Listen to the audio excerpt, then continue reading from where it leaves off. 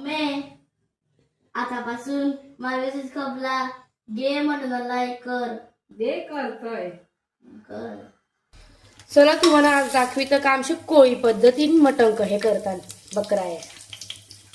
तेजपत्ता टाकीला तर त्यावर कांदा टाकीला, लसूण टाकीला सॉरी. आता टॅमॅटो टाकीली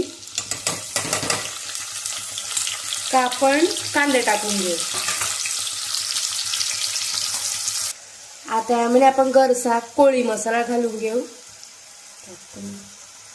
आता हळद टाकून घेऊ, चवीपुरता मीठ. आता यामध्ये थोडंसं पाणी टाकून घेऊ आणि मिक्स करू. आता यामध्ये आपण मटण टाकून घेऊ अर्धा किलो. आता मिक्स करू. मटण शिजवायला तर थोडंसं आपण पाणी टाकून घेऊ. आपण मिरची आणि कोथिंबीरचं वाटण घालून घेऊ. मटण शिजत ठेवू. शिजला का आपण बटाटे टाकून घेऊ आणि सुरण. यामध्ये 2 कांदा आहे, लसूण टाकून घेऊ. खाव्याला मस्त लागतं मटणाचं लसूण. एकदा करून बघा तुम्ही पण. आता आपण यामध्ये भाजलेला सुक्का नारळ टाकून घेऊ. आता टाकलेलं बटाटी, सुरण आणि लसूण शिजवून घेऊ. यामध्ये आपण गरम मसाला टाकून घेऊ.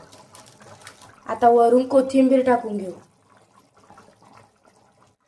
या पद्धतीने एकदा तुम्ही मटण करून बघा आणि जर रेसिपी आवडली असेल तर लाईक शेअर सबस्क्राईब नक्की करा. धन्यवाद.